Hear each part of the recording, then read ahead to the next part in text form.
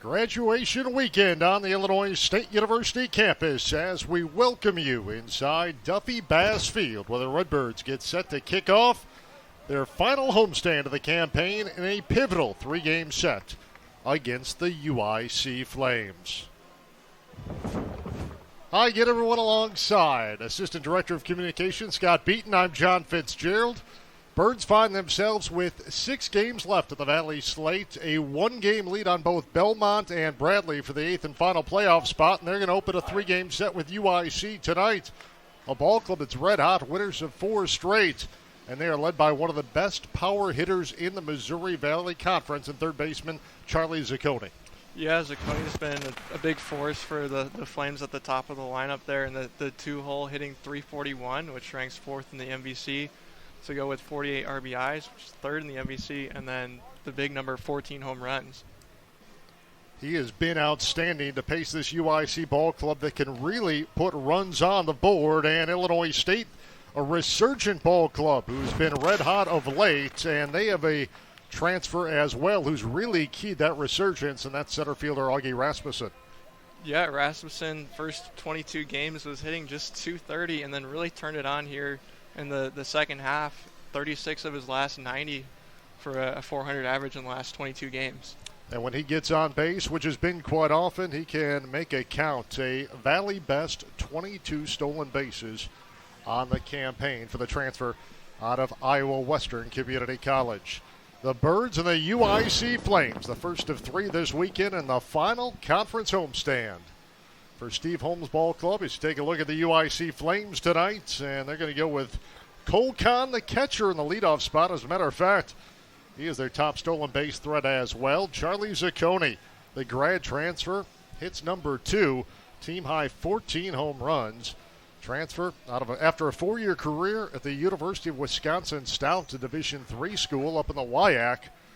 And they will face Cameron Mabey, who's going to start for the second time on Friday night in the opening game. He's making his 8th start tonight, a record of 2-4, a 5.26 earned run average, 51 and a third innings pitched on the year, 62 hits, 35 runs, 30 of which have been earned. He's walked 14, struck out 30, and opponents hitting .292 against the right-hander. And his first pitch of the night's going to be a called strike on the inside corner as he faces the switch-hitting catcher, Cole Kahn. Checks in at .223, 3 home runs and 20 RBIs. Here's the 0-1 from Mabey. That one's taken away just outside as Kahn hits from the left-hand side against the right-handed starter for Illinois State. Mabey last week got his first start of the year in a Friday night opener. Didn't fare horribly well. A loss to Evansville. 4 innings pitched, 9 hits, 8 runs, all of which were earned. He walked 1 and he struck out 3. But it wasn't necessarily indicative of his performance. His stuff was good, but a lot of credit belongs to that Purple Aces offense, who really, I thought, worked counts incredibly well early on and elevated his pitch count. Yeah, the return of Mark Schallenberger in the 4-hole for Evansville certainly played a role in that. Kahn lines a ball into center field. It's going to fall and drop in front of Augie Rasmussen. So the leadoff man on base for UIC to begin our proceedings tonight. A single back up the box off the bat of Cole Kahn. And the big left-handed third baseman, Charlie Zaccone, will step in for UIC. Zaccone 4th in the Valley in both average and home runs. .341 clip, 14 home runs, and also a team-high 48 runs batted in. That's good for third best in the Missouri Valley Conference. First team Division III All-American last year at UW Stout. And he hits a breaking ball. First pitch, weighted back on it, but loops it foul. Deep into the right corner. And Cam Mabey jumps ahead. No balls and a strike. Zaccone clubbed a school record 18 home runs, drove in 55 runs last year. And as his grad transfer year has made his presence known in his one and only year on the UIC campus. Gets fisted, fouls the ball back, and Mabey ahead in the count, no balls and 2 strikes.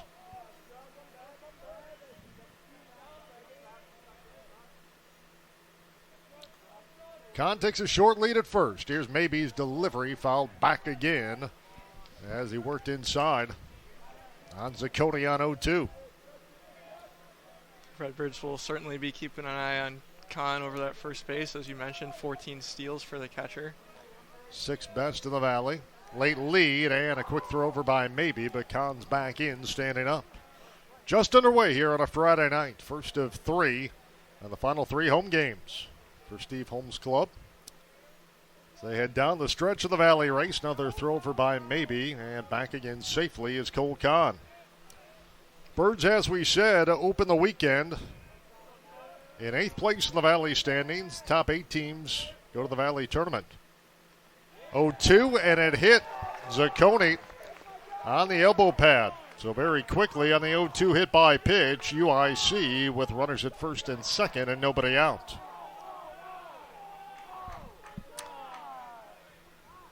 UIC third in the Valley coming in. Now 52 hit by pitches on the year. They're also third in drawing walks. So Kahn at first base. Kahn at second, Zaccone at first, and now Wraith Peterson, the right fielder. First pitch swinging, lines a ball foul down the left field line. Peterson 282, 3 home runs, 33 runs driven in. Hit .330 a year ago with 4 bombs for UIC. He hits from the right-hand side. Nobody out, first and second. 0-1 pitch from Maybe. Off speed, lift foul, and backing out of play over our heads here in the press box at Duffy Bass Field. Maybe able to get ahead in the count once again.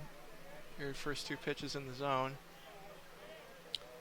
Was ahead of Zaccone 0-2. Zaccone fouled off an 0-2 offering twice and then was hitting the elbow as he tried to come inside again. 0-2 elevated, and Peterson lets it go by for ball 1.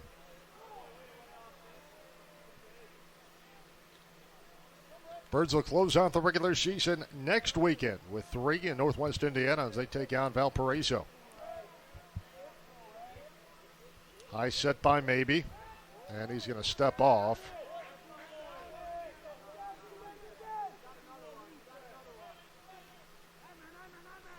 The step off will also reset the 20-second pitch clock. Here's the 1-2 slider in the dirt, but able to get Peterson down on strikes. Tried to hold up his swing, unable to do so. Good tight slider out of the hand by Cameron Maybe for his first punch out of the night. As you take a look at the Redbird defense, left to right in the outfield, Priscilla Rasmussen and Sokolov. On the infield, it's Lawrence Robinson, Nichols, and Kubo.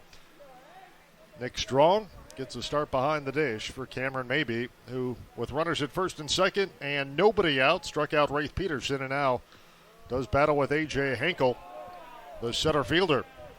And once again, Maybe jumps ahead in the count. He gets a fastball in the bottom of the zone. Henkel, 323, 4 home runs, 24 RBIs. He's third in the Valley. An on-base percentage of just about .450. And a spin turn by Maybe, thrown into center field. Rasmussen up with it, but both runners able to advance 90 feet. Kahn moves into third base, and Zaccone trots into second.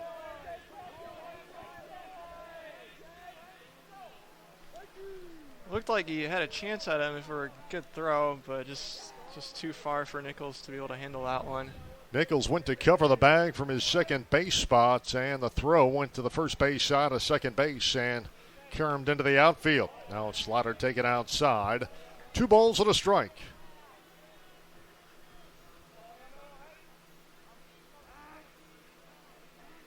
Kahn let it off with a single up the middle. Zaccone hit by a pitch. Maybe struck out Peterson, and dots a fastball in the outside corner to jump ahead. 1 ball and 2 strikes now. The cleanup man, A.J. Henkel. Henkel missed the vast majority of the year. As a matter of fact, just played in 1 game last year. Pinch hit opportunity at UIC, then tore ligaments in his hand and missed the remainder of the year. Maybe just missed with that fastball to even the count of 2 balls and 2 strikes. Here's the 2-2 pitch. Slider just outside. Maybe wanted it. Awfully good pitch. But home plate umpire Doug Thrasher calls it outside. The count goes full.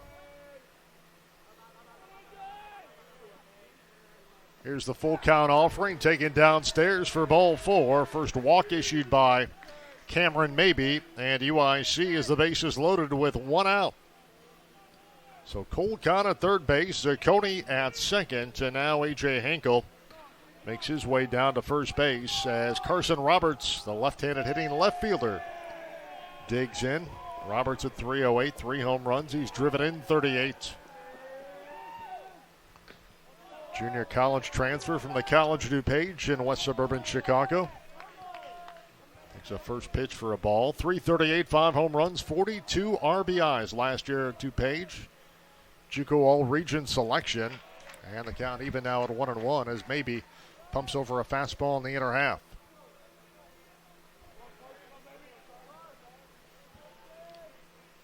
There's a 1-1 offering. Slider on the ground. Diving stop by Kubo, up with it, steps on the bag, and that saved extra bases. On the play, Kahn able to come in from third base and score the game's first run, but Kubo with a great play behind the bag down the line at first base kept that from being a possible 3-run scoring double.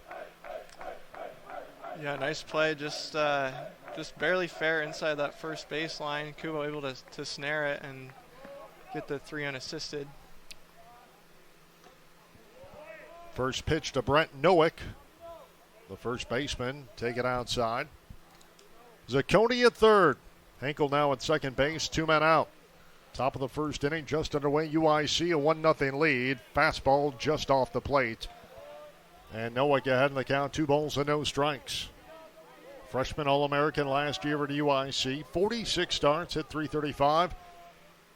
9 home runs, drove in 42. He lifts the ball foul on a good 2-0 cut. Out of play down the right side.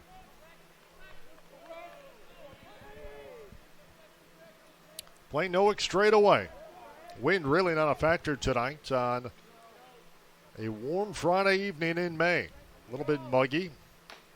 Fastball elevated upstairs. 3 balls and a strike. Yeah, typically the wind will run from the right field foul pole to the left field foul pole here at Duffy Bass Field, but looks like we have very minimal wind coming in from right center right now. Here's the 3-1 slider. Good pitch by Maybe, and that pushes the count to 3 balls and 2 strikes. Nowick 1 for 4 on a Wednesday night. And the Flames 7-3 win over Purdue at Granderson Stadium in Chicago. And that fastball taken outside for ball 4. So the bases loaded once again. Second walk of the inning issued by Maybe. And with 2 outs, Ryan Nagelbach, the switch hitting second baseman, will stand in. He'll hit from the left side against the right-handed throwing Cameron Maybe. Nagelbach, 232, 5 home runs, 16 runs driven in.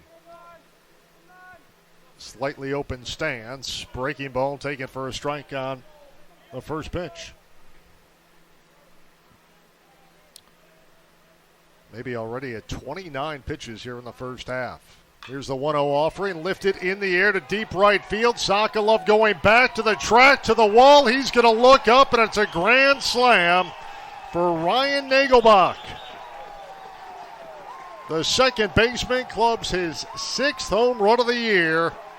RBIs number 17, 18, 19, and 20. And just like that, the UIC Flames add 4 more, and they have a 5 spot here on the board in the top of the 5th inning.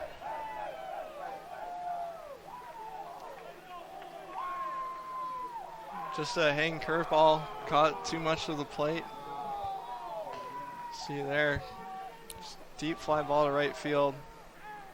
He turned on that, waited back well, got the barrel out, and able to drive it over the right field fence. There at Duffy Bass Field. Chance for the Redbirds to get out of the inning with only 1 run allowed, but big blow there. That ball on the ground, past a diving Luke Lawrence into left field, and a base hit for the designated hitter, Bobby Grimes. Third hit, given up by Maybe here in the top of the first inning with 2 men out. So UIC striking 5 times here in the top of the first against right-handed starter Cameron Maybe.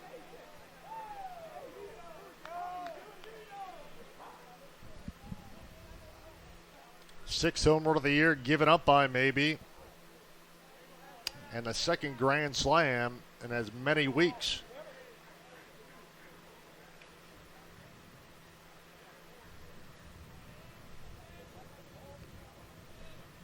As Chase Hugg, the first baseman for Evansville, able to club a grand slam back in the second inning last Friday. So 9th man to come to the plate for UIC here in the top of the first inning. The right-handed inning shortstop, Zane Zielinski. First pitch swinging, fouled off. Zielinski, 242. No home runs on the year. He's driven in 18. Grimes was in motion there, but pitch fouled out of play. Grimes a perfect 5 for 5 in stolen base attempts this year. High set by Maybe. 0-1 taken upstairs. 1 ball and a 1 strike.